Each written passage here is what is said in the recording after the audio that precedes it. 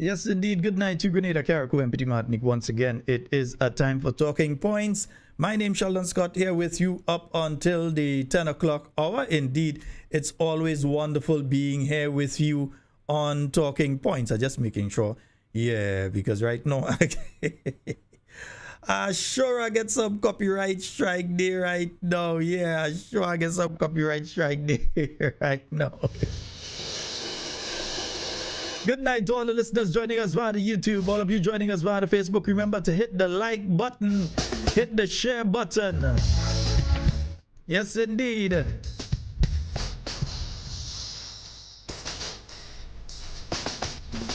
Let's go.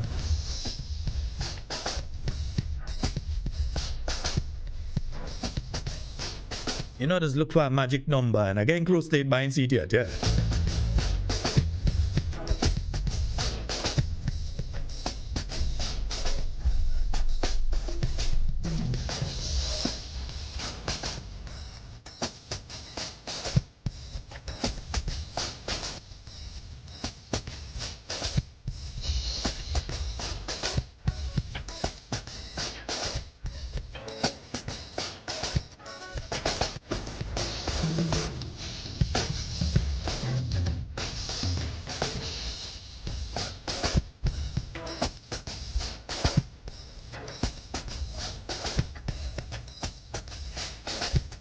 Yeah, we're saying a special good night to all of you joining us via the YouTube, all of you joining us via the Facebook,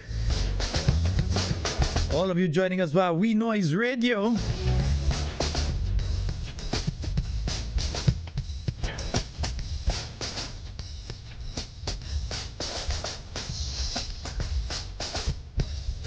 Good night to Cynthia B, Wendy Ann McGuire, Errol Bonaparte. Good night, Cynthia Collins, Esther Peters, Rebecca Stafford, Joan Henry, Elizabeth Douglas. Good night to you, Marilyn Ferguson. I see you there.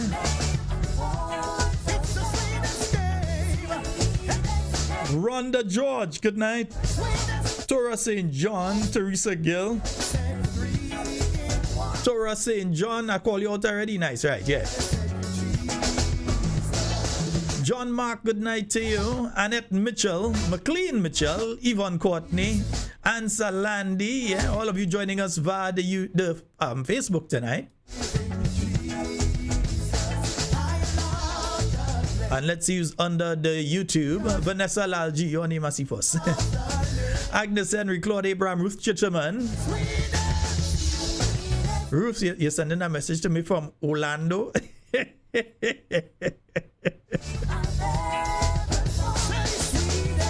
Kathleen Ledlow, Phyllis Mitchell, since we're about following you.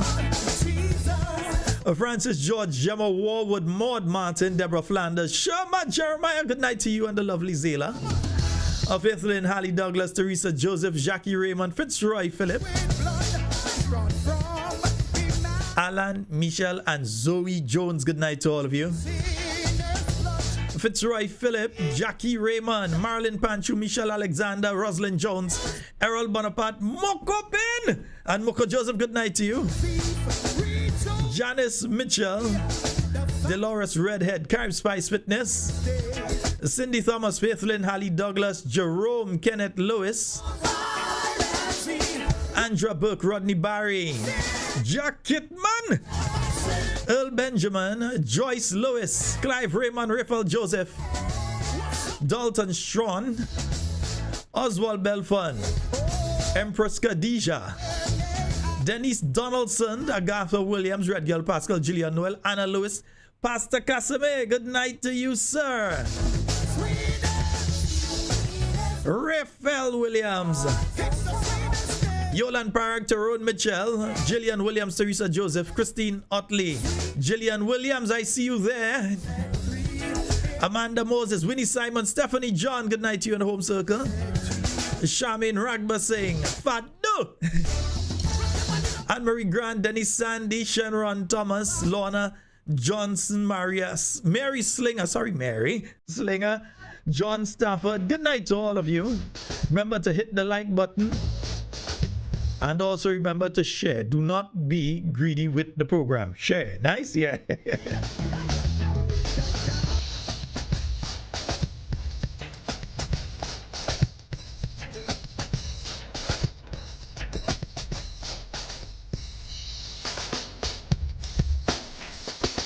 Yes, Jillian Williams, I see you. Dorcas, I see you. Gloria, I see you.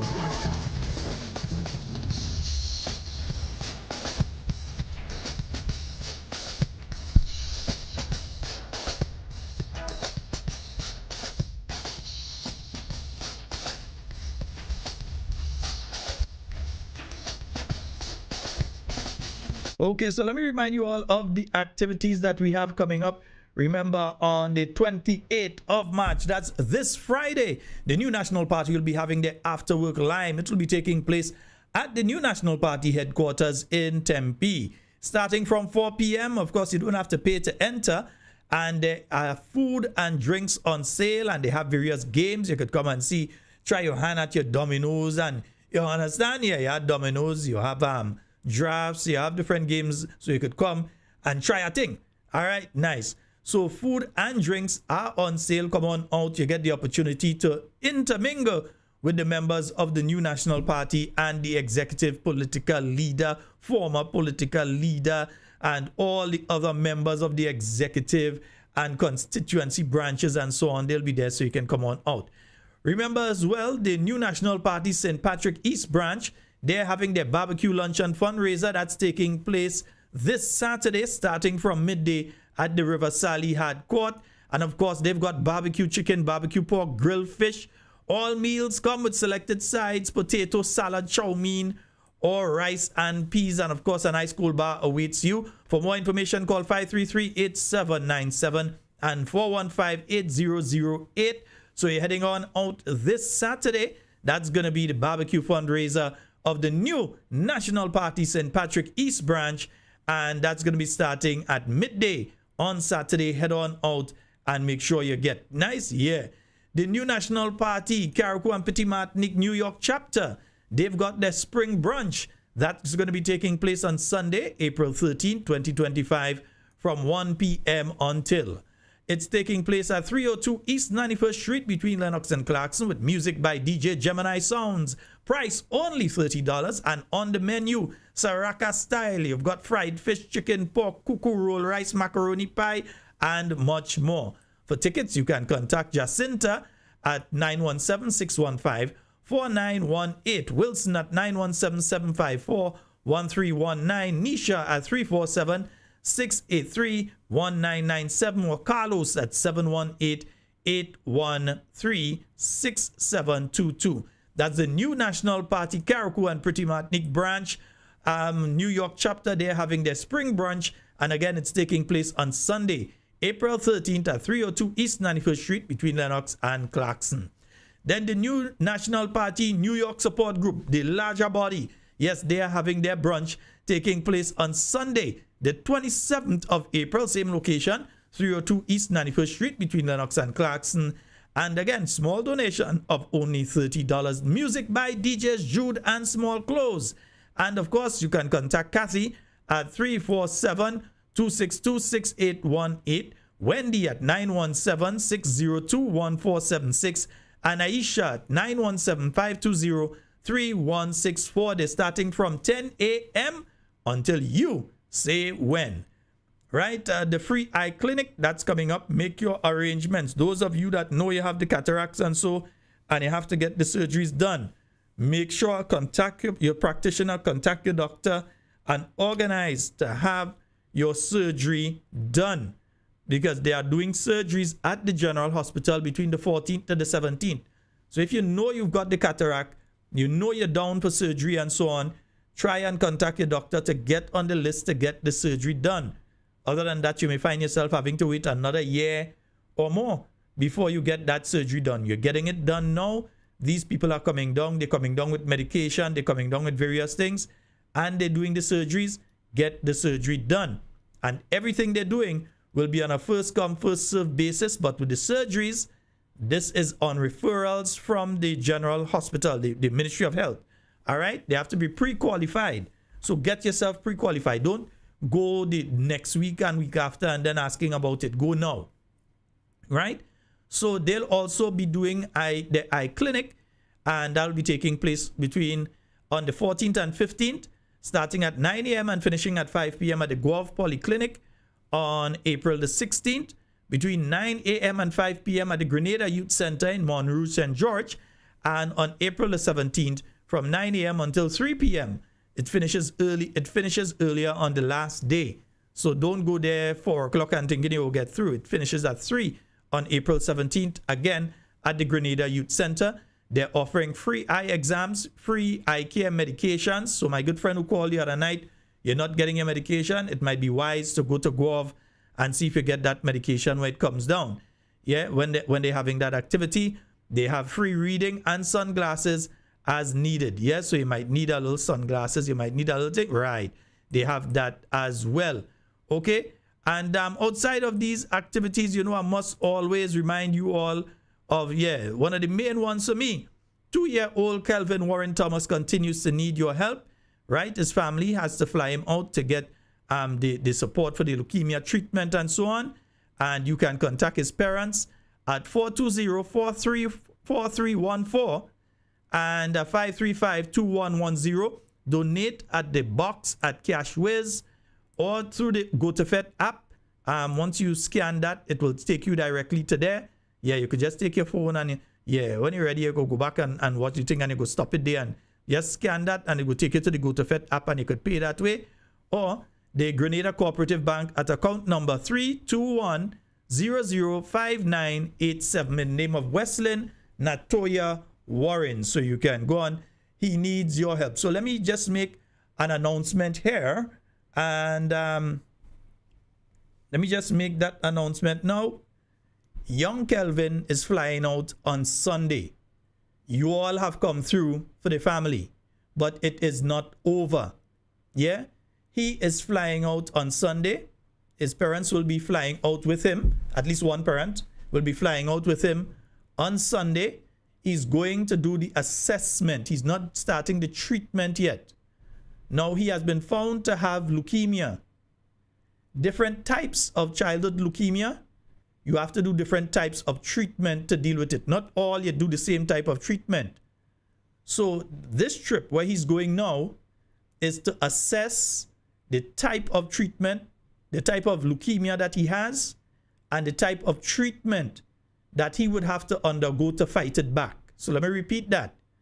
The trip that he's going on now on Sunday is to assess the type of leukemia, the different types, the type of childhood leukemia that he has, and to assess what is the best treatment option for that type of leukemia. So it's not over. So while I'm letting you all know that he is leaving on Sunday to go and do the assessment, and this just the assessment part of it, you're speaking here of close to $47,000 that had to be found, and they haven't covered all of that yet. But they had to find $47,000. So right now they're going by the grace of God. Yeah, but they have to go. They can't sit down with this. They have to go. So they're heading out on Sunday, and you know they have hotel and all these different things that has to be covered. The parents can't sleep in the hospital. So they have to go. They have to do the tests, the various types of tests that they would have to do on him to be able to ascertain the type of leukemia that he has. Then he has to start the treatment part of it. So he continues to need your help. Don't say, well, okay, they're flying him out, that's the end of it. Young Kelvin continues to need your help. So as much as you can, continue to try and help. He continues to need your help. So I want to congratulate you all because you all have come through thus far for the family. And for especially for young Kelvin. And I know you all won't leave him there. So they're getting out of the country now to do the assessment of the type of leukemia and what treatment option that he would have to undergo. Then you have to actually start the treatment, which is another set of money. The $47,000 that we're talking about there, that's just the money for the hotel and for the actual tests that have to be done on him and the other incidentals. That's just for that aspect of it. Now you have the other aspect that's going to take place after that of the actual treatment that he would have to undergo. So let's keep the family in our prayers. Let's keep young Kelvin in our prayers. And let's continue, those of you that can. We know the end of the month coming close, man. Yeah, forget the beers this December, man. Don't buy the beers. The beers ain't doing nothing good for you. So the money that you might have used to go and buy some beers this weekend, let's donate it to young Kelvin. Yeah, the money that you would have used to go and lime and thing, let's donate it to young Kelvin. Or even if you still want a lime, you could cut it in a little half. You could take out that too. Yeah? We go drink some water while we liming. It's Lent. Drink water. Yeah. So we want to make sure that we try and help as much as possible. It is not over. Let me repeat again. It is not over. So we have to do what is necessary so that we can take care of this young one. The situation is not a nice one. You have a young child like that. They're going through this situation. And of course, each and every one of you, whether you're in Grenada or you're outside of Grenada, whether you're within the region, whether you're within North America, South America, Central America, Africa, because we do have listeners listening in from Africa, wherever you are, help this young one as much as you can. All right? Nice. Beautiful.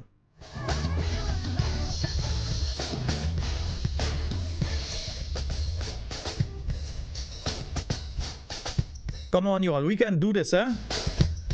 We've been able to get thus far, get him to this stage. You can't just drop him, eh? We have to continue, yeah? And also, I'll be coming to you all with the details of another child. This child has done their initial treatment, but they need to return within the next 2 months. They need to return to get their follow-up, their tests and their follow-up and everything, and to make sure that she's okay. This is a young girl now that has done the initial part, but now she has to go back. So whatever assistance we can give, yeah?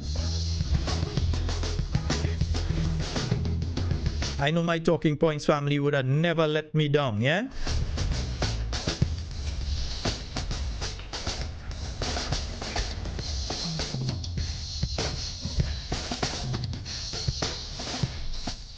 And folks, we'll keep the phone lines open for the entire program tonight. I'm supposed to have somebody, yeah,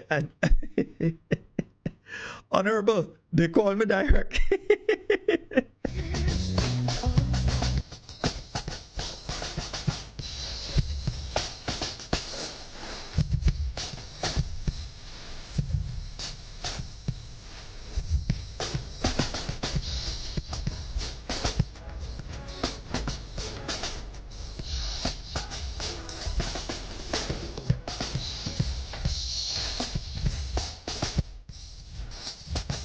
Fat Man George, good night to you.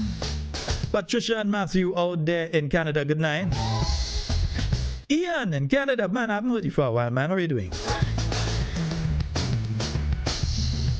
All the listeners out there in North Carolina, Texas, how you doing? Arizona, California, good night to all of you.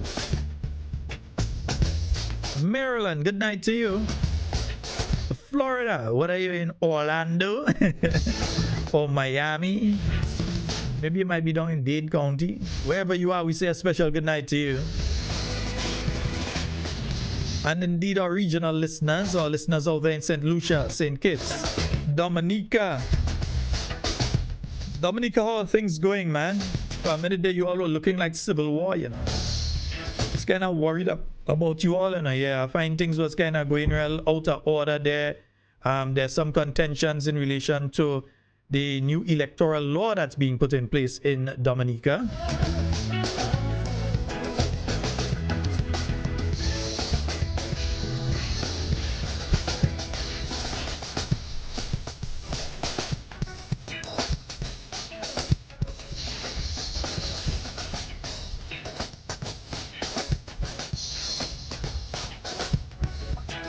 So the phone number 4407377 347-329-3101.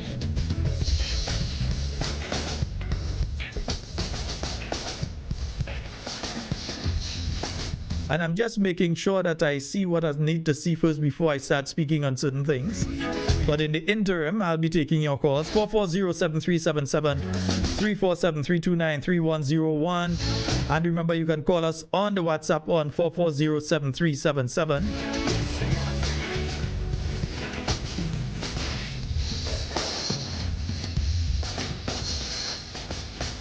Yes, indeed, it is the sweetest name. Yeah.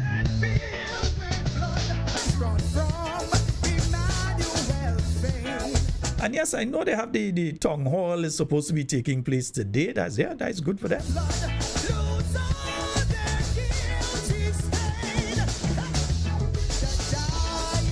You know, I was listening to part of it earlier, and you know, it's. Let me take this call before I go to that. Then, yeah, we have a call online. Hello, good night.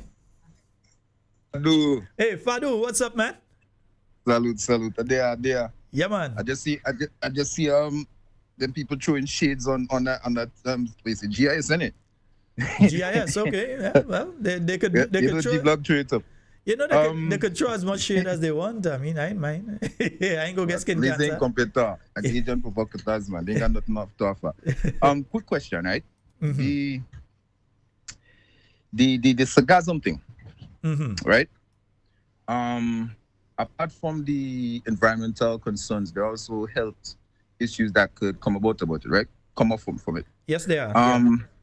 The present administration mentioned that they have people doing research and stuff and so about it. But to my research, I have seen that since 2019 and before, like there's a paper documented titled Fact-Finding Survey regarding the influx of and impact of sargassum seaweed in the Caribbean. Final report, March 2019. Japan International Cooperation Agency, Caribbean Region Fishery Mechanism, right? So they have I think it's like 1,000 pages, a PDF. You could download it and get all this information from the sargassum. So doing that now, I checked out the time period, which is crazy, when it really started to affect the Caribbean. Now, first question, do you know where those cruise ships dump their sewage? The cruise ships, they dump it at least 3 miles offshore from any landmass. It has to be not only the cruise ships, but also yachts, etc. Yachts and stuff, exactly. I think it's international law, but they must dump it at least 3 miles out from any landmass. And remember, the sargassum is flowing in from about that distance, yeah? All right, so the reason why I'm saying this, the research that I was doing more or less suggests that the bio waste is actually nutrition to increase the production of that. So it's like, which comes first, the chicken or the egg? The same stuff that they're dwelling on to say, okay, well, yeah, we need the tourism industry, we need the cruise ships coming in. These allegedly could be the, I want to confirm it. These allegedly could be the reasons for the extra sargassum. What I could say, Fadu, is that I've seen some stuff floating around recently with showing some videos of like cruise ships dumping sewage out. But those things are AI generated, they're not real. That's the first thing. And the second thing with it is that cruise ships, to be able to enter certain ports and be able to get the rights to be able to operate in the way they operate, they must have a wastewater treatment plant on board. So what they actually dump out, the gray water, separation. Yeah, the gray water that they dump out, that is usually water that has been treated. So it's the same as in a treatment plant in the United States or wherever when they dump the water out. They have they have this system in the cruise ship that treats the water, and that is the wastewater that they then release out into the ocean, how much miles out to sea. The harder matter, the stuff that you can't get rid of in that sense, they usually dispose of those things when they get into particular ports. There's a system where they can offload that, where that is offloaded at specific ports. I believe one is in Florida, and I'm not sure if there's any within the Caribbean, but there is a system where they can take on fresh water and offload the more icky matter. They can offload. Okay. So if the water, because they do release water out there, they do release waste. And if that is part, I don't know, maybe when they do the research, they could find out if that's one of the things that's causing this sargassum, because growing up, we know it had seaweed now and again, but we never know it to that volume, eh? We never know it to that volume. I'm going with it. Yeah, 1 or 2 pieces you see. It's too convenient. Yeah. We see a one Yep, or two yep, piece, yep. but we never see it as thick as this. We never see anything like this before. Yeah, they actually, to me, they actually creating an environment, a better breeding environment for it. So as I say, there has a lot of health issues, especially like with breeding and that kind of stuff, asthma related, because the gas that's presented from it does have a lot of health complications. So let's move away from that for a bit. But before you go, before you leave it, though, one listener here is saying it's not 3 miles, it's 12 miles outbound for 12 cruise miles. ships. Yeah, so But that should be. That's no we borderline. Not 12 miles. So out, yeah. probably the 3 miles is 3 miles out of your border or whatever it the is. 12. So yeah. Okay. So it has to be, but it Okay. has to be a certain distance out. I know that for a fact. Yeah. But go right ahead. All Yeah. right. So I was looking at the town hall meeting. No. Wait, you mean the NDC meeting? Yeah. Because that's what I see that's taking place there.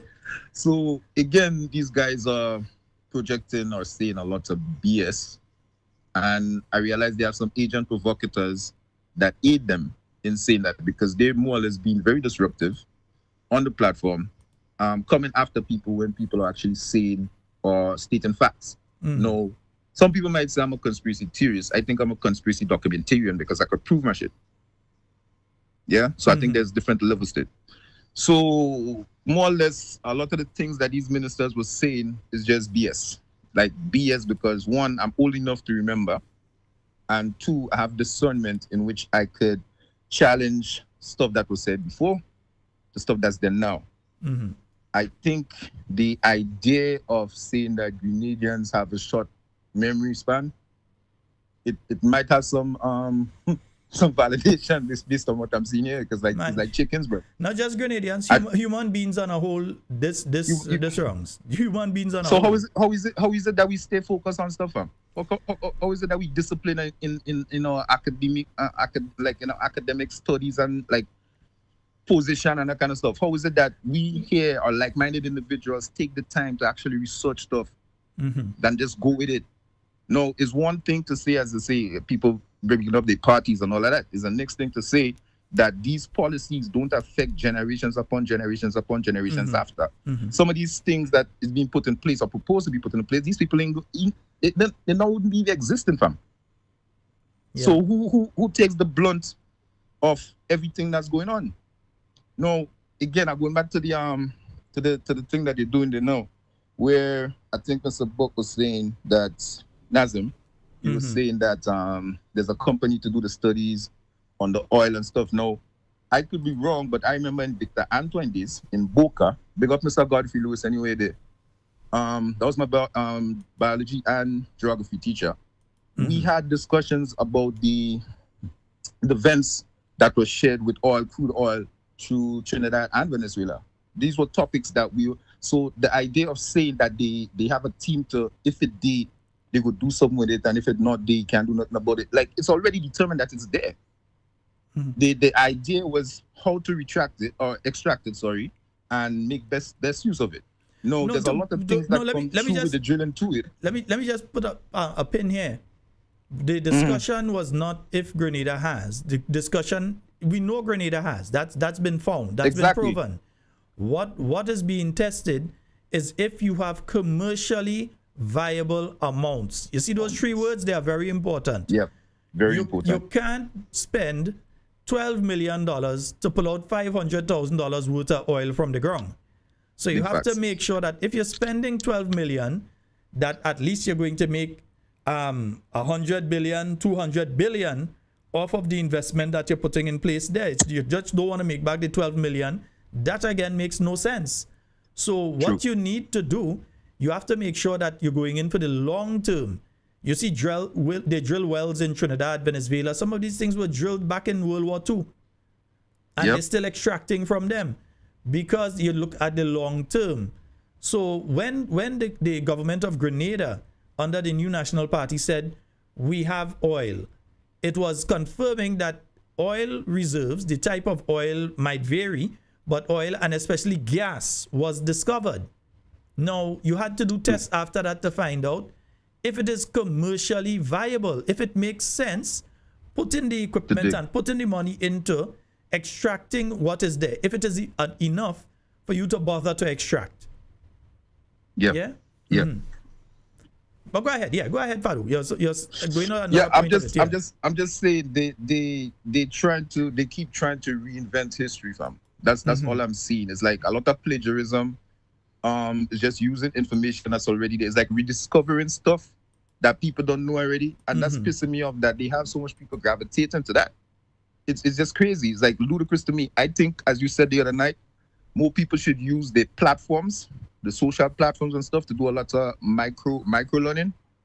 You understand? Keep the thing bubbling, keep your mind fresh, research some information, get some more thing, because a lot of all you've been weighed, measured, and been found wanting. Miss Island Girl and Lisa Woods, all you not enough for like. You get me? Keep that thing, yeah. And yeah, keep that thing over there. You know they're listening, but they can't say nothing. No, but they're listening because she directed to say talking point stat, you know. Oh, she got the notification. All over there, you know. You get me? Love you. You are dead amoebas, bro. Dead amoebas. 100. Fadu, let me don't take up much your time. Bless. Respect, brother. Say less. But interesting though. I was listening to former Senator Nazim Burke speaking in relation to oil and gas, and one or two statements, at least on 3 occasions, he made reference to missing files.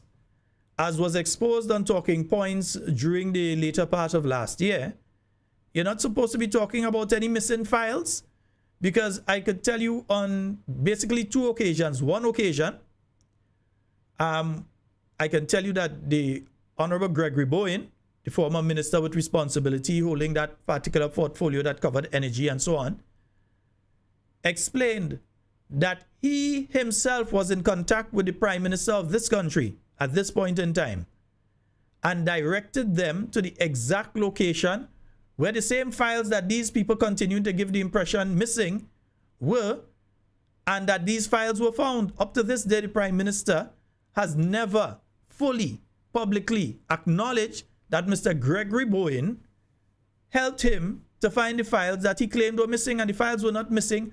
All of the files were actually within a filing cabinet in the Ministry of Finance. To repeat the words of Honorable Gregory Bowen, the Prime Minister break open the lock because they couldn't find the key for it. So they break open the lock, but the drawer with all the folders, with all the documentation, with all the agreements, with all the contracts, with all the findings, is in, but I don't know if they move it now, but was found in, not in some former NNP minister's house, not in some member of the NNP home or something. It was found in where? Where it is supposed to be, in the Ministry of Finance, in a government secured facility, in a government secured filing cabinet. It was there. And that fact is undisputable. Secondly, you have the situation where documents that the government said they have been asking for were provided to them within 1 week of coming into office by GPG, the Grenada Global Petroleum Group. Within 1 week of coming into office, their local agents contacted the Prime Minister of this country. They didn't even have a cabinet yet. The cabinet was not even sworn in. But the local representatives of GPG contacted and provided. I'm not so sure if you take it, but at least GPG provided it. So they could be saying they don't have it because probably they didn't take it. But GPG provided all documentation in relation to Grenada's oil and gas was provided to this government of Grenada. This same group of people that's still repeating that they did not get any documents and they missing, well, not they didn't get any now. The story has moved that they're missing some documents. Well, if you're missing some documents, say what the documents are. Maybe they don't exist. Or ask GPG. But from the New National Party standpoint, and from the standpoint of what we have heard from the Honorable Gregory Bowen, he assisted. Other people that say, man, go to hell, look for the thing, find it all years. Honorable Gregory Bowen, looking out for the state of Grenada, said, hey, and he had nothing to hide. This is where it is. This is where I know it to be. contact who and who within the ministry, because I think people had been shifted around. So say contact this person, find out, and so this person was in charge of it. They are the ones that used to file it and so on. And the documents were secured by this administration. So for them to be talking about it in the context, and listen, remember, we also said that information in relation to Grenada's oil and gas goes back decades. There was the Russian expedition during the period of the revolution. There was subsequent missions where people went and they checked seismographic studies and so on. You check the type of soil, the type of rock, and the possibility that there may be oil and gas because of the type of soil, type of rock, your proximity to other oil producing countries. All of that was taken into consideration and so on. Yeah? But again, they had to go and lie, because when they started speaking about GPG, then they started talking about, they were speaking about GPG, and then they were saying what? They said that when it came to Jack Greenberg, that under the last NDC government, they won the case. Mr. Nazimberg, win which case? You, Victor Nazimberg, were the Minister of Finance during the 2008 to 2013 period of the National Democratic Congress government. When the time came to defend this case, simply because the names Gregory Bowen was named as one of the people to defend in this case, your government did not provide the financing to defend this case. It is Gregory Bowen who left Grenada and went and became the first person to defeat Jack Greenberg, to the point of where Richard Frederick of St. Lucia came over to Grenada to meet with the same Gregory Bowen to find out, hey, how you beat that man, because we tie up with him too. So it was not a situation that Jack Greenberg came down here and that is only Grenada was a country that got involved with him. There were many other countries that got involved with him. But when he went ahead and he was not doing what he had agreed to do contractually, the Grenada government did what they had to do and severed ties with him, which is where he brought the government to court. And the same way, like what you all just did with the hotel, you all refused to pursue the case because you thought now that if the case was lost, it would be damaging to the new National Party, it would be damaging to Gregory Bowen. At that point in time, in my opinion, your thoughts were, well, to hell with the new National Party and to hell with them. Let them fight up the case, because to this day, again, as we heard right here on Talking Points, Mr. Gregory Bowen is still owed. He is still owed in relation to having used his own funds to fight that case. But anyway, Mr. Bowen, go talk for yourself soon enough. Yeah. 440-737-7347-329-310. Springs, people! How you doing, my love? I hope everything is okay and all right with you. And Joyce out there in Trinidad, I hope everything is all well and okay with you as well. We have a call online. Hello, good night. Sheldon, good night. Hey, good night. How are you? I'm there. All right, go right ahead. Sheldon, I remember when I was employed, somebody came to the office and they gave me something, and it read like that. What is greater than God? What is more evil than the devil? But I will change that part in what and see who is more evil than the devil.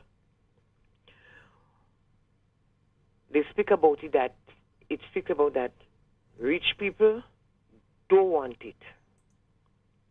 Poor people have it. And if you eat it, you're dead. And everybody used to ask, well, what are you talking about? What are you talking about? And the answer is nothing. But I'll just take out that phrase from it. Who is more evil than the devil? Sheldon, I listen to Nazimberg. And Nazimberg is talking about,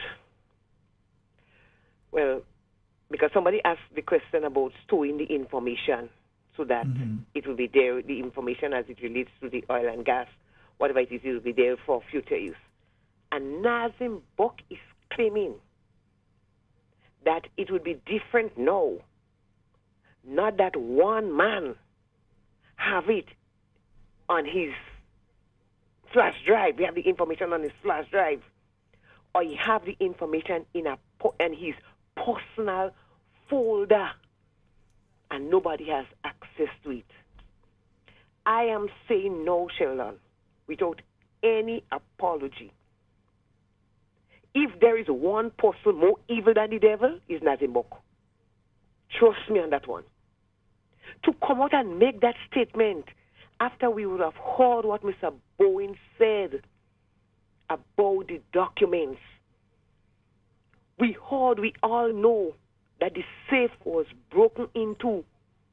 He could not wait for the key. He break the safe to get the document. And Nazim now standing up and say, one man have the documents on his flash drive and in his personal file. The devil brother, either the devil brother, his son. I wouldn't say the nephew. Is either the devil brother or his son. So long, good night. All right, my dear. Let me explain some stuff to folks, because there's a serious attempt at obfuscation here. Now, what is taking place in a lot of instances? Every time you have a document as a government minister, when a document is given to you, there is a copy of that document that is stored in the registry. So you may have a copy in a drawer in your office. Yeah? Or you may have a copy that you have in your suitcase, your briefcase, or whatever it is. You have a copy of that document, but a copy of that document is made and placed in the registry. So if something happens to the copy that you have and you require another copy, you get a copy coming back from, you could ask the registry, I'm looking for this. And the registry, and each ministry has their own individual registry, yeah? So you can ask the registry, you could say, the document in relation to this contract, or contract A or contract B, I need a copy of that, and they can send a copy over to you. Or I need 3 copies of this particular file, and the registry could provide that to you. So it's not a situation where you sign a contract and then the minister take it in the pocket and he go home with it and lock it in the house. That is not the situation. He may have a copy, because right now ministers do a lot of work from home. So they may have it, and right now they've gone a bit paperless. So it means that they may have a copy of it on their personal device. They may have a copy of it on a system at home. They may have copies in their private email, not their government email, but their private email. So I don't know if the system is still that a copy of documents are lodged in the registry, because they are not dealing with paper in the way that the last administration, you had a paper trail, could say, this is the document, this is the copy. Yeah? So I'm not sure what is taking place with them and that right now. But what I can say, and what I will say, is that when it comes to that aspect of things, when it comes to copies of documents and so, it is not a case that a minister would sign an agreement with a company and then take the document, the contract. And, well, number one, how are you going to execute the various parameters of the contract if the various agencies within government do not know what they're supposed to execute? Does that make sense to you? So I sign a contract with a company that you have. The contract says that you're supposed to do A, B, and C. The Ministry of Finance know they have to do this with you. They have to receive that for you. The Ministry of Works know that you're going to be doing this and they have to work with you. And another ministry knows that they have to do A, B, and C with you. How are they going to know if the minister just signed the contract and put it in the pocket and go home? These people are trying to give an impression like things was kind of helter-skelter and all over the place. That's not how government operates. That is definitely not how government operates. Let's go to the phone lines. Hello, good night. Hello, good night, Sheldon Scott. Good night, how are you doing? I'm good. All right, go right ahead. I was trying to find... You're sounding very low, yeah? I'm not sure why. Oh. Yeah, yes. move up. You hear me now? Yeah, man. Now you're sounding there. Tell me, you were talking so fast, I didn't hear exactly where you say to go and get the eye drops on him. They are doing it at the in Guave Health Center. I think I know. Let me just make sure. Let me just get the promo up here and give you the exact day and everything, because I want you to go. You'd be able to get most. I'm not sure if they'll have the exact ones that you use, but hopefully they will. So on the 14th and 15th of April, they are the Gov Polyclinic. Gov Health Center. Yeah, the new place. Yeah. Yeah. So they'll be there from 9 a.m. until 5 p.m. I'd advise that you go early as possible, because a lot of people go, and you might think I could go around 12 and I'll get through, and they reach there and they say, okay, we're only taking 200 today, and you reach as number 201. So I would say go early as possible so that you could get that sorted out. So the Gov Polyclinic, the 14th and 15th of April. Make sure you go, madam. Let the husband bring you down. How you mean? How come I listening to you? You don't know who big me up and what kind of thing is this? Okay, big up Nadine. Not me alone one listening to you. And your husband. So besides me, son name is Edwards there. But yes, I ain't called surname. I don't want to make mistake. Nah, you make mistake. They say Mistress Edwards and Mr. Edwards. Mrs. Edwards. Good night, Mr. and Mrs. Edwards. Good night to both of you. Locked and listening. We don't always listen to you. Lovely, lovely. But I want you to make sure that you go down, huh? Yeah. Make sure you, because I know the one to go to the trade center might be too far for you. And second thing, the volume of people are not gonna go there. It's gonna throw you off. So go down to that location. Okay. And then when they come in St. Andrews? No, they're not coming to St. Andrews. Okay. Yeah, so they're only going to Gov and to St. George. Okay. Yeah, so yeah, if you can't make the Gov, I'm not sure. You're in St. Patrick still, or you're in St. Andrew now? St. Andrews. Oh, so it might be easier for you to actually go to town. Where I went wrong. Okay, all right, madam. All right, you have a good one. All right, and tell Miss Camille and say good night. I know she's listening. Of course, you know Auntie Camille. All right. All right, my dear. You have a good one. All right. Yes, indeed. 440-7377 and 347-329-3101. Those are the numbers for you to get onto the inside of tonight's program.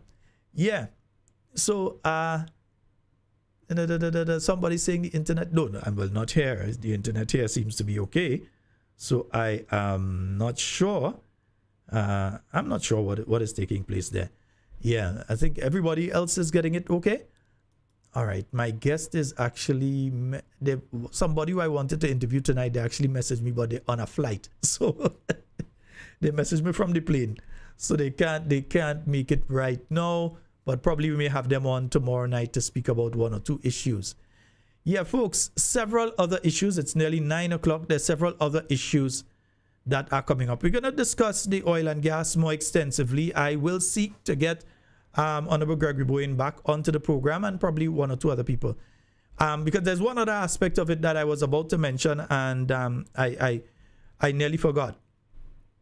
Outside of the fact that how government operates in relation to documentation, at least how the new National Party government operated with documentation, there was always a paper trail that you could check and see this is what was done, this is what was paid, this is what was so. You could check and get the documentation.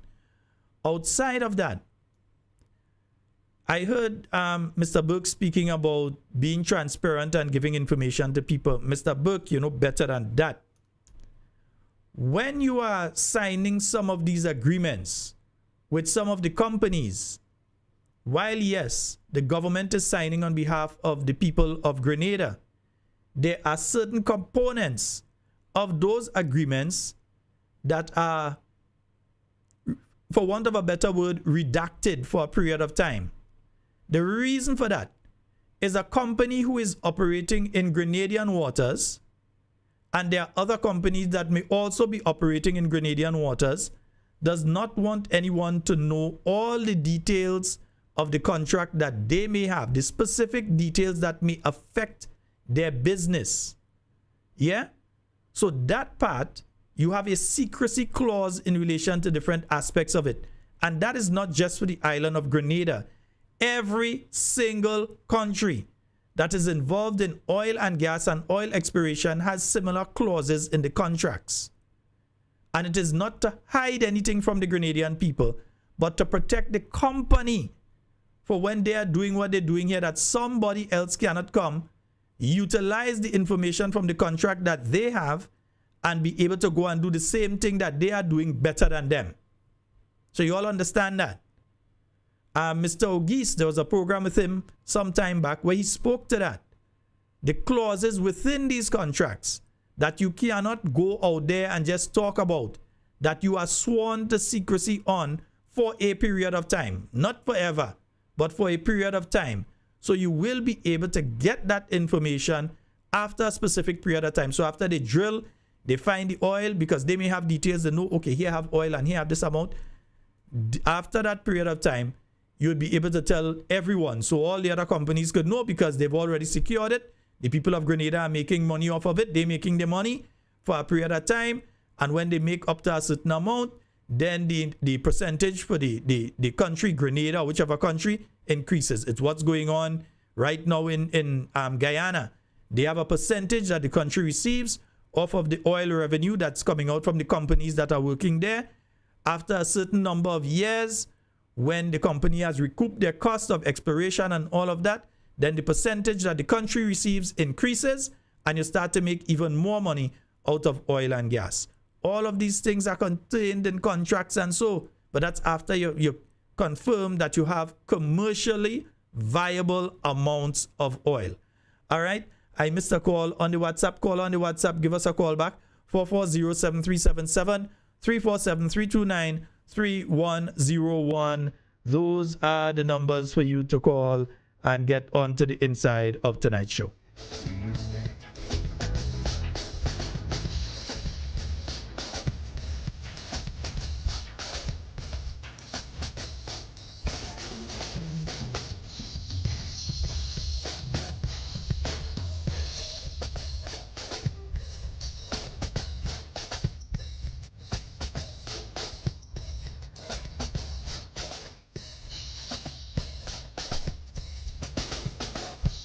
Yes, indeed, Fadu. I see your message here. No, there are certain aspects to the contract. You can't do these contracts because you're endangering the person's business. If they're going to sink a $50 million in to go into oil exploration, and so they have to protect their business. So there's certain aspects that you can't talk about for a period of time. We have a caller. Hello, good night. Hello. Hi, good night, caller. Go right ahead. You're live. Hi, Sheldon. How are you doing? Hey, I'm good. How are you doing? I'm fine. Yes, continue. You were speaking earlier on before. Continue to speaking about the waste that the ship. You said that the ship was dumping it in the water. Mm-hmm. I work on ship for 21 years, and I can tell you from 1998 till the COVID started. That's when I stopped working ship. And the ship don't dump water into the sea. The ship dump waste 12 nautical miles from every port. 12 nautical miles. And human waste, there is a tank they call it bilge water. Mm-hmm. Yeah, they call it the bilge water. And they treat this waste. And there is only one port this waste can exit. It's in the US port. Yeah? Mm-hmm. Miami, Florida, New York, anywhere in the US that there is a home port, we call it a home port. Yeah. That's where they dump these big tank, like those trailer. Every home port, these sometimes 4 or 5 of them come and they take this waste out of the ship. And then, like garbages and these sorts of things, so these things don't dump in the sea. They don't dump in the sea. These things handle with very, very, very, what must I put? In a very particular way. Mm-hmm. They handle this stuff in a very particular way because these stuff go out again. Trailer come and pick up this thing in the home port and they send this stuff into recycling form. So it is done in Florida. It don't have to be in Florida only. It could be in New York. It could be anywhere that the cruise ship company sign agreement with different countries. That's the only way it can leave the ship to export in these other countries. So don't let people give no nonsense and Nancy story about these things. These things happen because I'm telling you, I'm not exaggerating. I do examine all these things. For all these things, when you're working on a ship, especially like me, I used to work on a cruise ship, we do exam for everything. You must pass your exam for these things. Yeah? And it's very strict. It's very strict. I know it's very strictly regulated, yeah. Because a cruise ship Yeah. can lose their license to operate in certain areas if they do the wrong things, yeah. Exactly. And there is certain put the company could take drinking water, and there is certain put you just cannot take water. Because these things is very, very, very strict. Yeah? So that's my point I have to make. All right, my brother. Thank you so very much for your input. All right, you're welcome. All right. Yeah, man. And we have another call online. Hello, good night. Hey, Sheldon, how you doing, my brother? Hey, I'm good. How are you doing? I'm all right, man. All right, go right ahead. Sheldon, this is something with what the Prime Minister talk about. Sheldon, that's impossible.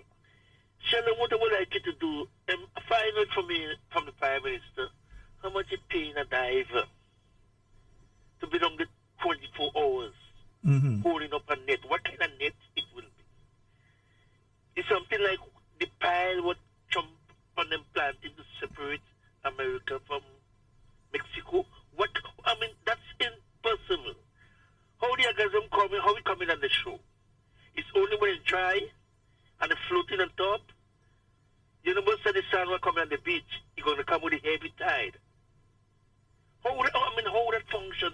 What's about the different species of fishes and different things down there? I mean, the whales and different things. That's impossible. How deep that place will be? I mean, this where you want to.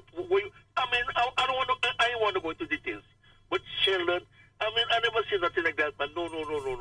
This guy tried to make me think that it's stupid. You've got the practical and the impractical, and you see, it's easy to talk about the what you believe is practical when you're outside, but when you know better when you get inside, sometimes what you believed is practical becomes impractical, and that is exactly what has happened to the Prime Minister on several issues. Well, then they say he's a brilliant, so-called, one thing I know, he's a brilliant liar. You understand? But no, he can be saying them kind of things. As somebody who representing us, man, no, we're not that dumb, man. Come on, man. He can't be doing that. Sheldon, if you have a house to build, you're going to give somebody the house to build who cannot read the plan? No, they have to know what they're doing. Well, all right. Now what we getting now, we're getting the windows in the roof. Now what we getting, man. Anyway, hold it down, man. All right. Thank you so very much.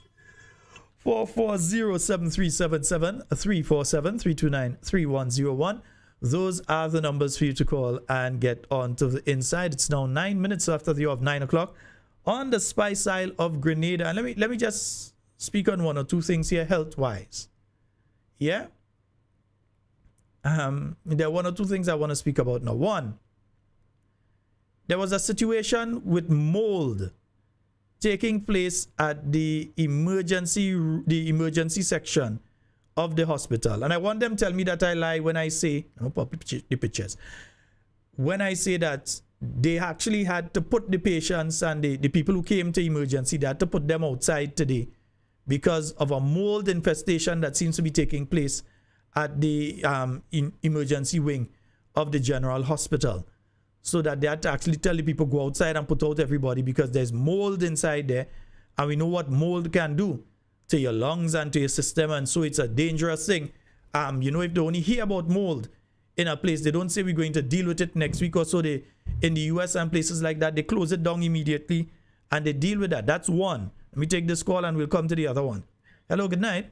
Good night, Sharon Scott. Hey, how you go, Papa? Good. All right, cut and go through. I say good night to my MP, Yes, my second Prime Minister. But you have to call. You have to call him. I'm Miss Kate Lewis. They go by yourself. I'll be on with the alignment this Friday. All right. Yeah. Where we going to see them, man? Yeah, man. All right, beautiful. Yeah. I'll make up all the solid waste workers. Boy, they might have it tough. I understand. Yes. They go by Sharon Scott. Okay, brother. Yeah. Yes, indeed. 440-737-7347-329-3101. The second one is that I've been reliably informed that several doctors attached to the General Hospital have handed in their resignation. In fact, from my source, it also seems as though tomorrow there will be a bye-bye ceremony. I like to call it that, the bye-bye ceremony for the doctors at the General Hospital.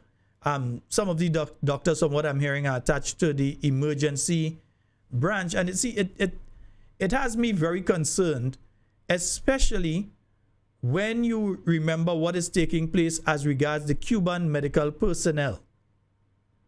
Because the U.S. administration, the Secretary of State, I believe he is in Jamaica. He has already stated clearly that that issue is not even up for consideration or discussion. They said what they said and they're done with that. Get rid of your Cuban medical professionals or lose your visa. And they have said it is not up for discussion. Remember, the person who is saying that is also the grandchild of Cuban immigrants or child of Cuban immigrants. So he has his own personal issues outside of the issues that the U.S. government has over the years with Cuba. So they are saying to Caribbean countries, you cannot have Cuban medical people and hold on to your visas, you and your family. While the parliamentarian may be willing to lose their visa, they have to find out from their children and their wife and husband and all their close relatives, mother, father, if they're willing to lose their visa, and so too. Yeah, maybe they might even go as far as to lose their green card if they have it. But anyhow, that is the present situation. So when you are faced with that situation on one end, where it's either you lose one thing or the other, and we don't know what this government is going to do. One person saying one thing, but we have not heard a definitive statement from the Prime Minister and a broad policy statement. We've heard the Minister of Finance say he is willing, but he's a former graduate of a Cuban university. That's one person. We have not heard a overarching statement on behalf of the government by the Prime Minister firmly stating that they are willing to go down that road. So while we are in that limbo in relation to what will really take place, we are also in a situation where doctors are leaving the healthcare system. 4 is the number that I was given. That 4 of them are leaving. That their final day is sometime this week, if not tomorrow, because they're having the going away ceremony for them tomorrow, from what I'm picking up as well. And those are doctors that mainly work in the emergency room area. So for that to be taking place, I heard that they are going to another facility. They have taken up job offers at another facility that deals with medicine and so on. And therefore they are leaving. And I find that to be most disturbing. So now we are in a situation that's even more precarious. Already we've had nurses leaving. We've had some doctors that have left already. And now 4 in one go is not an easy thing for your hospital facility, especially if you're speaking accident and emergency that these people usually rotate through. That is a serious, serious problem that we are facing. Yeah? So that is what we need to hear the Minister of Health come and speak about. The fact that doctors this week are leaving.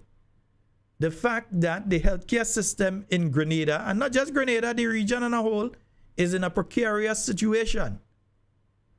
That's what we need to hear them tell us about. Because right now, that is a dangerous situation. What is the government and the Ministry of Health doing to address that situation and address the fact that doctors are leaving? They're not leaving under the New National Party, they're leaving under the NDC administration. So what is being done to address that particular issue? It's a problem that we definitely need to know what's going on with. And meanwhile, the meetings were held today in Washington, D.C. I'm hoping that Dr. Patrick Antoine got an opportunity to get in there. I'm not sure if he did get the opportunity. Let me see if I could find out if he was able to get in you know, to speak on behalf of the private sector companies, the regional, because he doesn't speak only on behalf of Trinidad or only on behalf of Grenada or wherever. He speaks regionally, because it is going to be a severe challenge to the economies of countries like Grenada and all our neighboring countries. Everybody going to feel the hit. Remember, if you are now living in the US and you usually do your container to send down or your barrels and so on, that container or those barrels, and this includes the businesses that operate here too, that do their containers and so on, if those containers are leaving from New York or leaving from Miami and so on to come down to Grenada and they are leaving on Chinese ships, prepare yourself to spend as much as 3,000, 5,000 US more to ship those containers down. Yeah? And guess who that price is going to be passed on to? The shipping company is not going to absorb it. Yeah, they're not going to absorb it. They're going to pass it on to you, the consumer. So the stores in town that sell items that they bring in by container from US ports, and the Chinese ships are being used to or Chinese built. It don't even have to be Chinese operated, you know. The ship just has to be built in China. The whole crew could be Korean. The crew could be Philippines people. The crew could be from Nigeria. They can be from anywhere. It don't matter. They don't care about that. But once the ship itself was built in China and that ship is transporting those things, you're going to find yourself in a serious situation where the cost to the average citizen is going to increase on items. We have a call online. Hello, good night. Hey, Sheldon. Yes, sir. Sorry, man. I called about Sheldon. You see with the oil thing, man. Mm-hmm. Sheldon, you know, if they're going to do something with us, really get into that. You know, we expect to see a rig out there. So there's no way they could try to steal that money. And if we don't see they have that done, then we know it's either Trinidad, somebody doing that. And if that cash money coming in the hand, oh God, forget about it. If they decide to do something serious with that, they will have to send people and study the chemical engineering and different things, welders, because lots of people will have to be working offshore on that oil rig. And they know on any mountain top we're going Grenada, we're going to see that oil rig out there. Mm. According to all Grenada, how the place is. So there's no way they could fool you with that. And if we don't see that they're out there, we know it's cash coming in the hand. Anyway, my brother, hold it down. All right. What I would say, though, caller, is simply this. They have finally learned what the New National Party was saying from day one. Because I hear them saying now that if you don't see, they've reported now. Remember, they were supposed to report close to 6 months ago, because the Prime Minister did say that they would report by the end of November. So December, January, February, March. Well, 4 months ago. So they're 4 months late with their report. And now that they have reported, they're saying, wait for, if you wait and 6 months after you don't see something, hold on still. It might take up to 6 years before you start extracting the oil from, or well, in this case, most likely natural gas. Because the volume of oil that was found there, the quality and the volume has to be checked. So most likely you might get natural gas. But the volume of it that has to be extracted and so on, it may take 6 years before you put the machinery in place, the rig, the transportation hub for the ships to be able to get it where they're transporting it to, because you're taking it out the ground, where you're going with it. Are you going to bring it onto mainland Grenada and store it in different locations? Are you going to have refining things in Grenada? Are you going to refine it in Trinidad? Are you going to take the chance and try to refine it in Venezuela? Are you going to refine it in Nigeria? And then what is the mechanism that's going to be taken to transport it, to store it, and all of that? All of that has to be taken into consideration. So there is a rollout. So remember, these are the same people that was telling the NNP, where the oil, where the oil, where the oil, where the oil. In 2018, you understood that the first find was made, the actual find that was made By the end of 2019, you started hearing of a thing called COVID-19.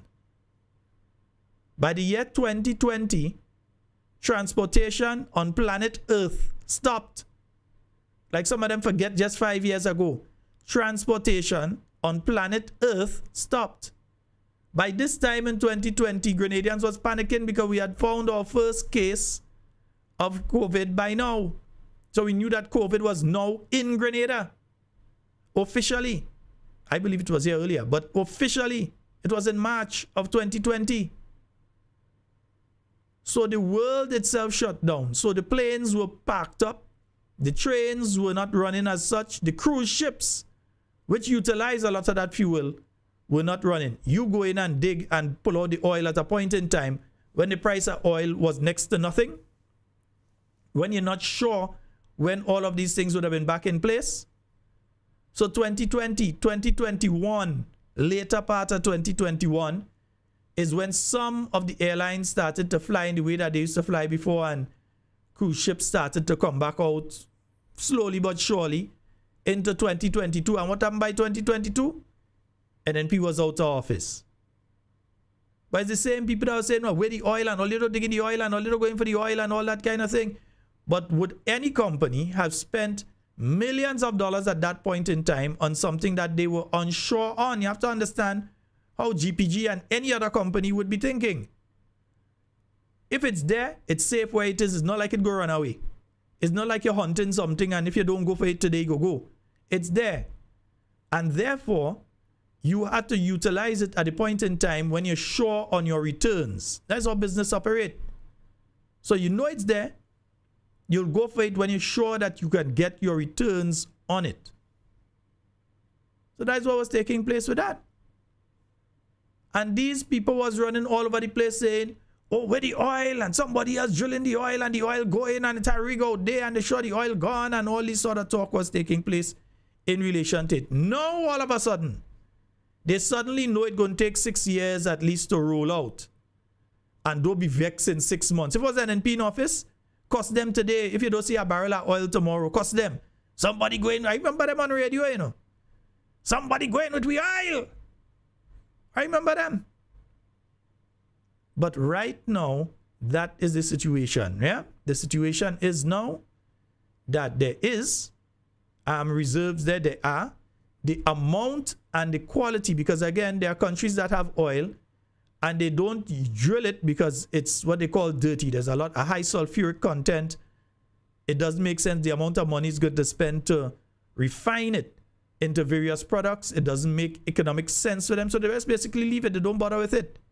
Yeah, they might go for it at a point in time when oil reserves on the planet start to run low. That is when they might decide they're going for it. But for now, they have left it. They know where it is and they've left it. Yes, some have decided, yes, we have oil, but not enough to go after oil production, but we have more natural gas and we're going to get heavily into natural gas production. Like the northern part of Trinidad, you recognize that what they do a lot of is natural gas. In other words, like the cooking gas and natural gas, that's what they go after. Which is something years ago they just used to burn off, you know, but now they recognize that it is, and they use it for heating and so in the United States. So they go after that heavily. Then we also have to consider, because I heard them speaking about, oh, we have to look at working along with Trinidad in relation. Trinidad afraid right now for themselves. Why do you think the present Prime Minister of Trinidad is in not Washington, D.C., sorry, is in Jamaica right now meeting with Marco Rubio? He's there because Trinidad has an agreement in relation to development of a particular field, the Dragon Field, I believe it's called, together with Venezuela.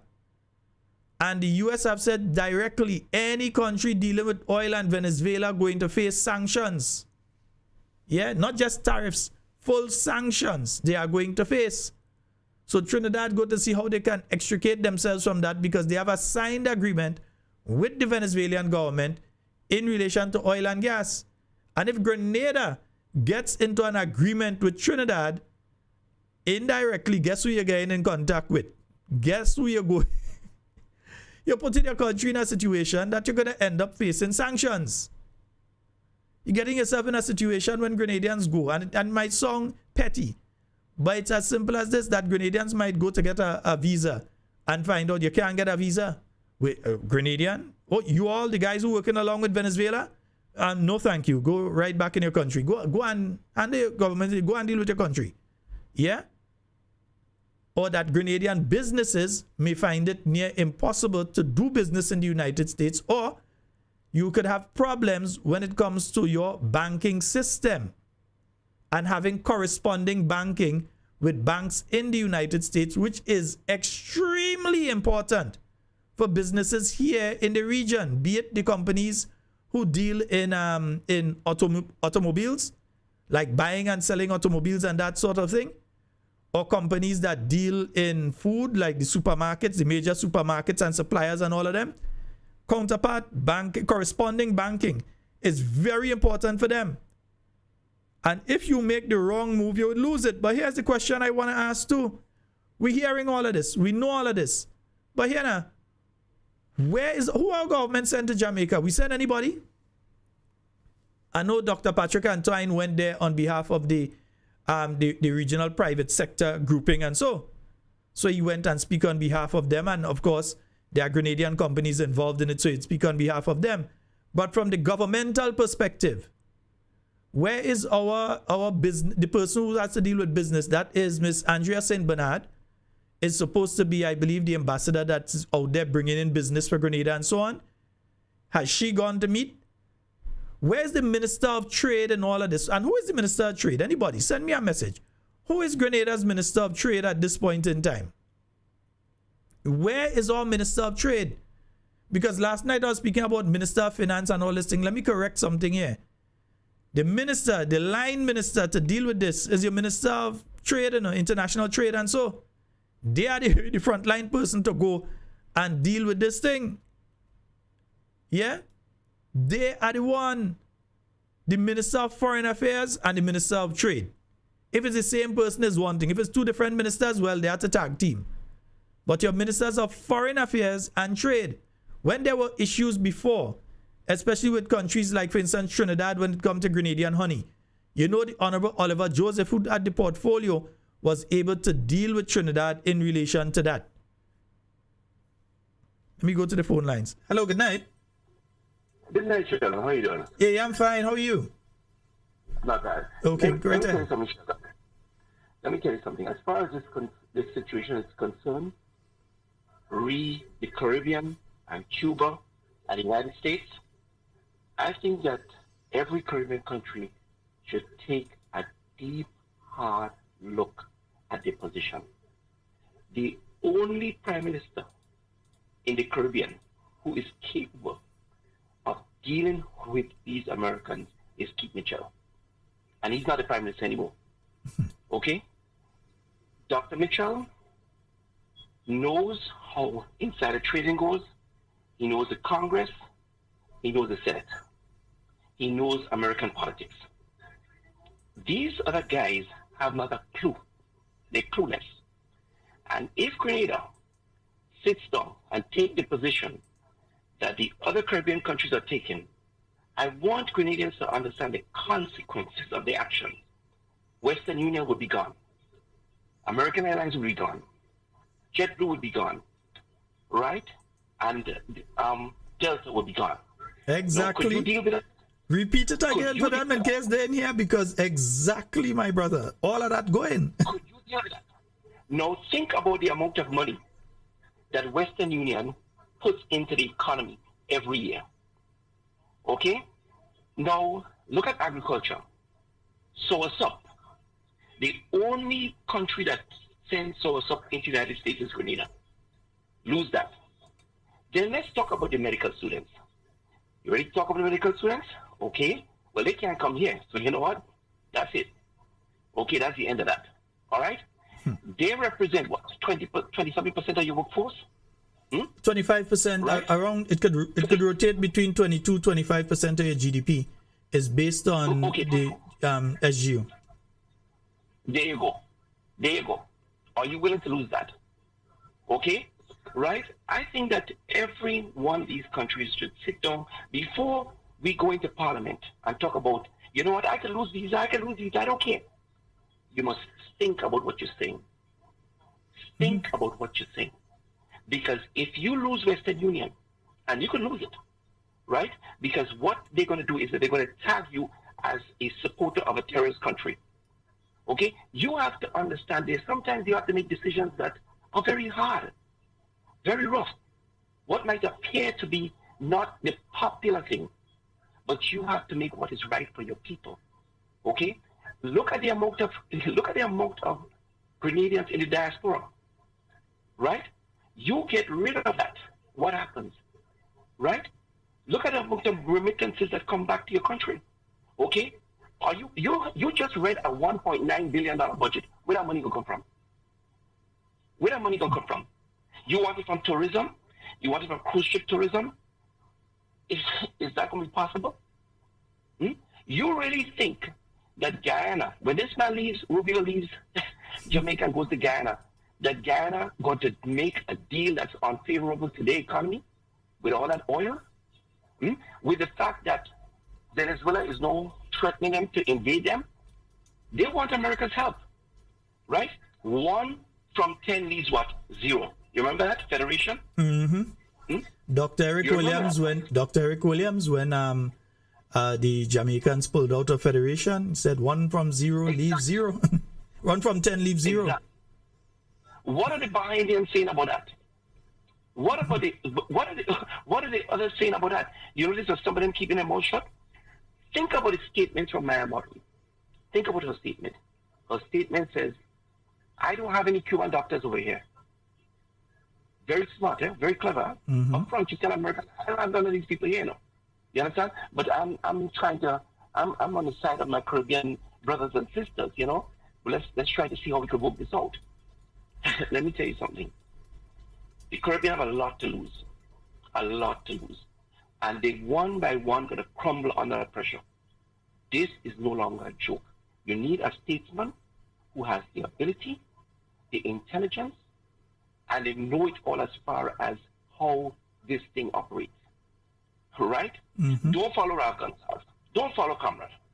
Because Comrade is a big talker. Because let me tell you something. You think Comrade, after building that airport for millions of dollars, he about to not have planes coming into it? Right? Joke the wicked. Comrade building a cruise terminal, huh? For what boat? Huh? For what boat? For Caribbean boat? For us and them to go up there? Think about it. Let's not be deceived. And I think that our Prime Minister is being deceived by that rhetoric and that big talk. Right? Grenada has too much to lose at this point. Too much to lose at this point. Right? And they're going to, one by one, they're going to walk away and start making their own little side deal. Because when they look at the amount of money, think about a country like St. Kitts, Nevis. Think about Antigua, right?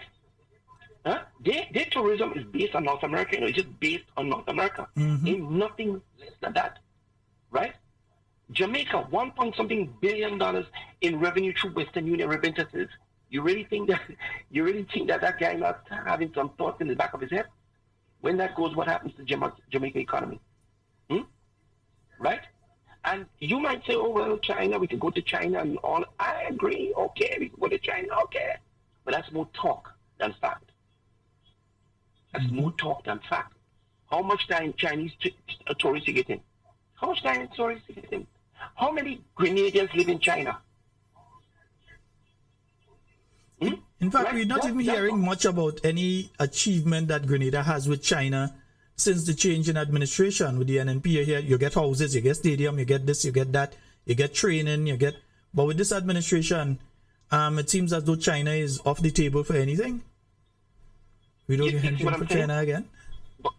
And then on top of that, you want to go and read a budget, Sheldon, of $1.9 billion. Where are you getting that money? Tell me where you get that money. From what? Because you are reading that budget with the assurances and hope that, you know what, here's what, I am going to get that money from tourism, from agriculture, from this, from that. You understand? Now, if you're dependent on grants and loans to give you that money, then you will find yourself in hot water. You're digging deeper in the mire. Right? You're going deeper and steeper down a slippery slope. You see what I'm saying? Yes, so you are. You have to be very careful. We have to be very careful because if Grenadians in the diaspora can't send back that money, we will have some problems. We're going to have problems. And that is one of the biggest challenges that we would face, that the remittances that usually come in from the United States, we will not be able to get that. We would not receive it. That would be it for it. Yeah, because Western Union would shut down. Yeah. Western Union would shut down because once he put you on that list, right, Western Union will disappear. Right? How you want to get it? Tell me how you want to get it. Right? MoneyGram would disappear. All of that would disappear. Right? Because you'll be black labeled. Right? And what you want to end up with? Absolutely nothing. Think about all these. Look, you have, okay. Another thing, Sheldon, let me just make up one more point. Turani James, where you went to school? Yeah, you went to school in the U.S.? Okay, what about the other Olympians? Where you went to school? The U.S.? Most of your Olympians went to school where? In the U.S. Thank you very much. Okay, so you know what? Rest the case. Let's rest the case. Yes, all right, indeed. All right, my brother. Thank you so very much. All right. All right, you're welcome. Indeed. Very thought-provoking caller. 440-737-734-732-9301. Yes, indeed, you can call and you can, let me see, get that on the, hello, good night. Sheldon, I'm the voice of one crying in the wilderness. How are you? Pastor! How are you, sir? I am more than good, man. So blessed to hear your voice. Yeah, how's the children? Well, everybody is good for the time being. Wonderful, wonderful. Sheldon, Scott, and the listening audience, I do believe presently right now that Grenada is facing a major crisis as it relates to what is happening with the United States of America and the demands that they are asking for.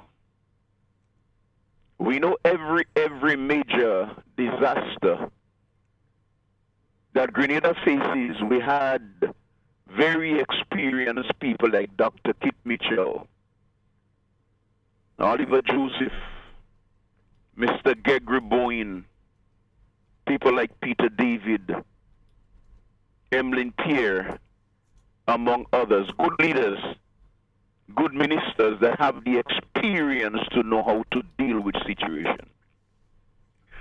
I am looking presently right now on the situation with the Cuban doctors, and it is really frightening what is about to happen. We do not have what you call a foreign, in other words, we have a government that is very much incompetent, lack of experience in every area. And who do we have as a foreign minister to deal with this chaotic situation that is about to hit Grenada like a rock? And hold on, Pastor, you want to know the worst part of that? Yes, sir. The foreign minister is Cuban trained. They didn't even want to talk to he. But they're not even interested in having a conversation with Grenada's foreign minister. He's Cuban trained. That is dangerous. I mean, this is the foreign, and I forget a gentleman training table. And I mean, this thing is, Lord have mercy on us. But as it is presently right now, I am making a special plea to the Prime Minister, Mr. Dickon Mitchell.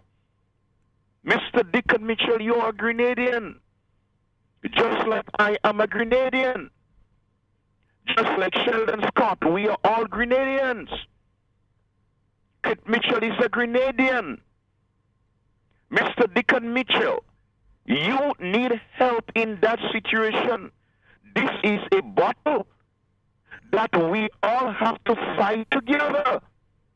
Sir, you do not have the experience. Many of you all in cabinet do not have the experience to fight that war by yourself. I'm asking you, please, Mr. Dickon Mitchell, Can you please call on Dr. Kit Mitchell? Can you please call on Gregory Bowen? Can you please call on Oliver Joseph? Please ask them. Can you please call on Peter David, Emlyn Pierre, Kate Lewis, among others that have this quality of experience and say, hey, listen, man, I cannot fight this battle by myself together. Come now and let us reason together. Dr. Kit Mitchell has a wealth of experience to deal with this situation. My God, if you do not do that, young man, you do not have what it takes to fight that battle. Your foreign minister do not have what it takes to fight that battle. Please, Mr. Deacon Mitchell, call Doc. Listen, man, swallow your pride, man, and call Dr. Mitchell. Say, listen, we need that help, man. Grenada belongs to us. Let us fight this thing together. I rest my case, Sheldon Scott. Indeed. Thank you so very much, Pastor. And let me say this, Pastor is not wrong. Dr. the Right Honorable Keith Mitchell has actually taught some of the people who are on Capitol Hill right now when he was a professor back in the days. He has direct contact with various people in the U.S. government. He knows who he should speak to. But this administration would not approach Dr. Mitchell. Don't be surprised some other country call Dr. Mitchell and ask him to go and speak on their behalf, you know. And he cannot, without the backing of the government, just go and start to speak to people, because he would just be speaking to them as, and then government go and say, well, no, he doesn't represent us. Or they go and do something that is totally opposite to what he can't go on his own. So he can't just take on his own and say, well, I know these people are going and speak to them on behalf of Grenada. The same NDC government will come and say he still feels he's prime minister and this and that, and, you know, run him down. They would not swallow their pride and go to the master blaster and say to him, we need your help. I am sure other countries calling him. In fact, for those of you that may not yet know, and I want you all to check it out, Dr. Mitchell's program is back. That's Lewy here from Doc. All right, yeah, Lewy here from Doc. Make sure you all go and check it out. The program is Lewy here from Doc, and he was speaking there this week. His program is on, so you can check it out after Talking Points. You could go and check it out and hear Dr. Because in it, he was also speaking about the fact that he was actually called by various prime ministers throughout the region. The prime minister of Grenada didn't call him. Imagine that. Prime ministers from other countries call Dr. the Right Honorable Keith Mitchell. We heard you had an incident. We're calling to make sure you're okay. We just want to have a word with you. They called Grenada Prime Minister. The country he in didn't call him. Not one member of the cabinet or government of Grenada called him. They put up the thing the same night because they're looking for social media fames. But they didn't find it important to reach out to the individual himself to find out how he's doing. That shows you. That says a lot about people, eh? That says a lot about people. Even if you don't do it the same night, you do it the next day. But it tells you a lot about people. They never reached out to him to find out how he's doing. Again, that says a lot about people. We go back to the phone line. Hello, good night. Sheldon Scott, I don't think that I heard right. You were saying after the slight incident with the former Prime Minister, the Right Honorable Kit Mitchell, the present Prime Minister by the name of Deacon Mitchell and his cabinet never called the Prime Minister to wish him all the best? They never called Dr. Mitchell to find out anything. They put out their thing, but they never called him to ask him anything. They never... wow. They just put out the thing, social media fames. We put out something, and they never pick up the phone and call him. Wow. As a Prime Minister, to a former Prime Minister. Yeah. We're in bad shape. But you know, Sheldon Scott, I always tell people, today for me, tomorrow for you. I could remember when Mr. Allen Walker fell sick and they admit him at the Princess Alice Hospital. The first person to get on his bedside was Kit Mitchell. That is to show you the maturity in Dr. Mitchell. And that is not nice. It's not smelling good. It's not tasting good. But I'm telling you. But don't take it from me. Give me a second. Let me play it. You go hear it for yourself, and I want you to go and find the program. Subscribe to the Lewy Talk. Lewy Talk. I don't want to take the program and start to play it in total. Yes. On my show, I wanted to build its own individual audience. Yes. So sir. I'm going to play a piece of it now for you all, but I want everybody to go and listen to the entire program for themselves. Please do that. Okay? Thank you, sir. No problem, my brother. Thank you. All right. Yeah, let me play a bit of the program for you to hear for yourself, yeah? Here with you, and of course I'm very happy to be back. Well, let's talk to Doc. Well, it's good to have you back. It's good to have you back. We noticed, Doc, on Facebook, social media, there's a lot of get well posts and stuff that was shared. Did the Prime Minister, any government officials reach out? No, I didn't hear from anybody from the government side. But I had hundreds of messages in WhatsApp and Facebook and so on, and for ordinary citizens and so on, but directly WhatsApp messages directly to my phone. I had. But significantly, I got call from prime ministers in the region directly. And the first one among them was Mia Motley, who Prime Minister Barbados.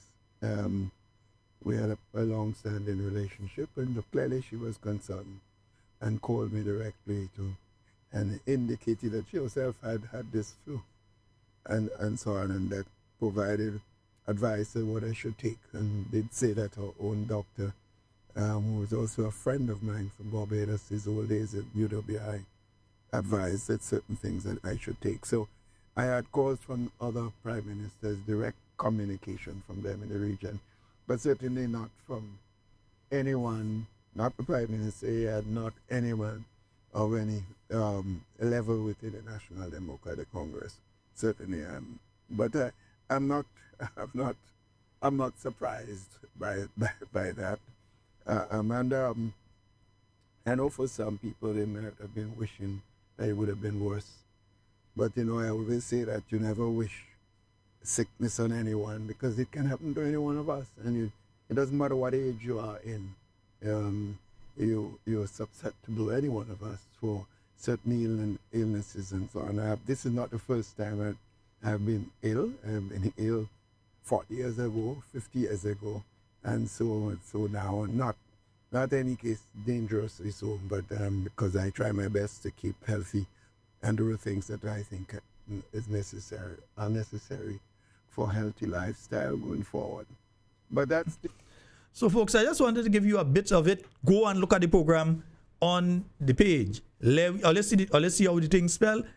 Lewwe here from Doc. All right, Lewy here from Doc. Go and check it out. All right, nice. Yeah. So yeah, because I have a lot of things to look at. You have to go and watch that. Then tomorrow, you know what tomorrow is? Tomorrow is Jenny Thursday. Yeah, right now we're giving the whole day to Auntie Jenny.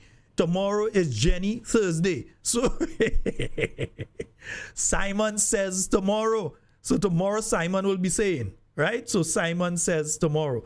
So make sure, get on there, subscribe to the Lewy here from Doc page. Make sure you subscribe the same way you subscribe to Talking Point. Subscribe to the Lewy here from Doc.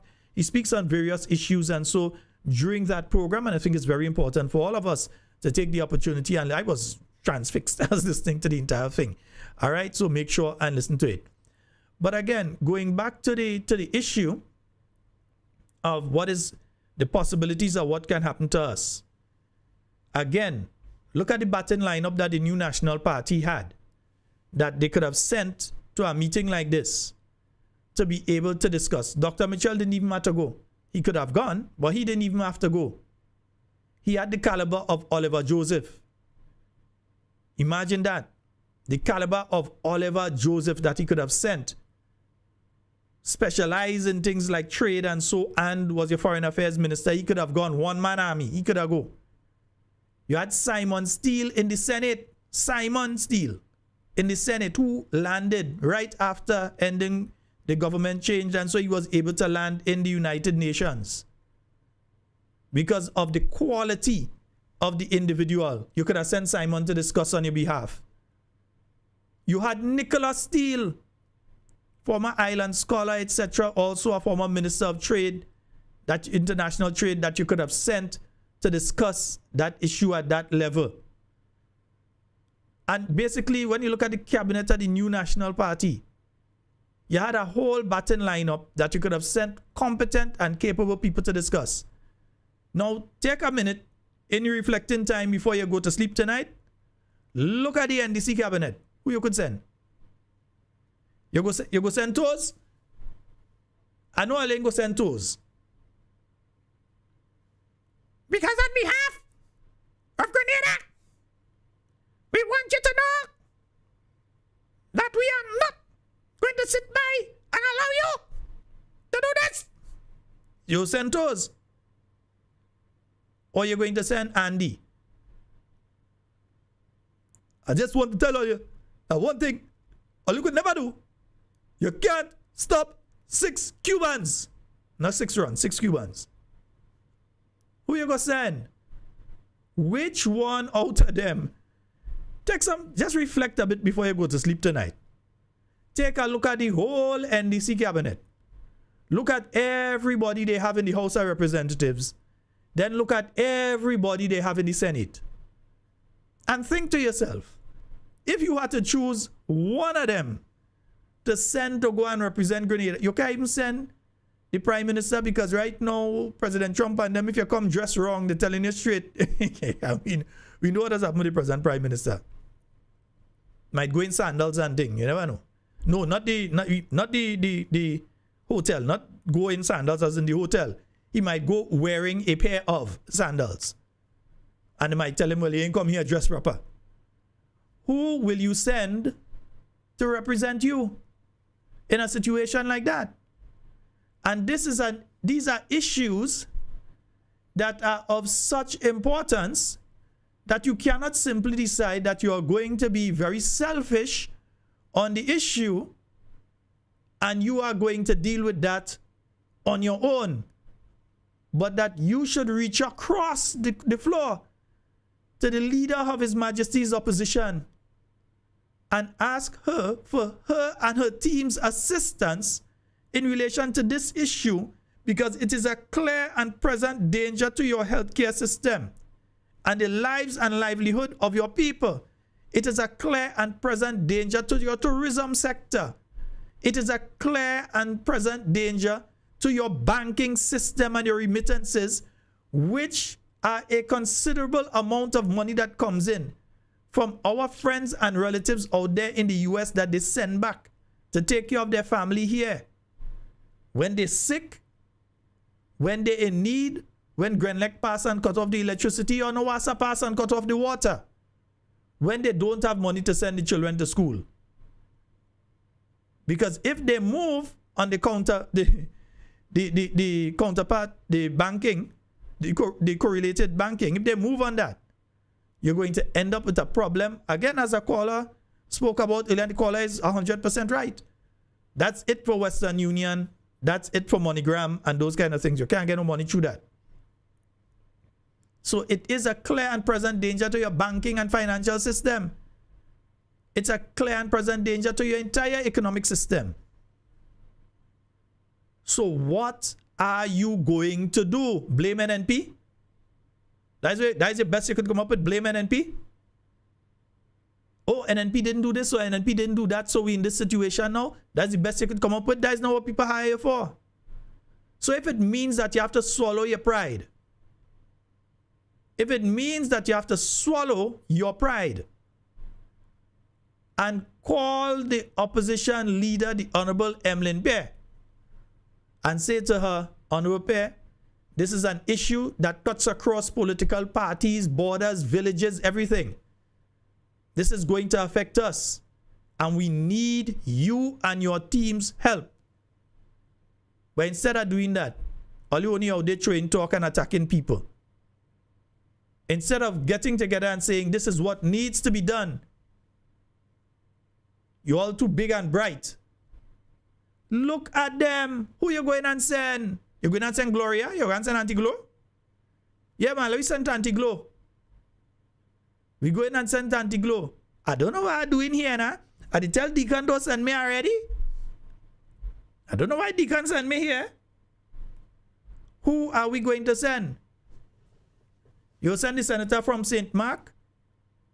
I didn't really believe I'd be here, you know, but I happen to be here. So since I'm here, I come to talk on behalf of the people of St. Mark. I mean, Grenada. Who are you going to send?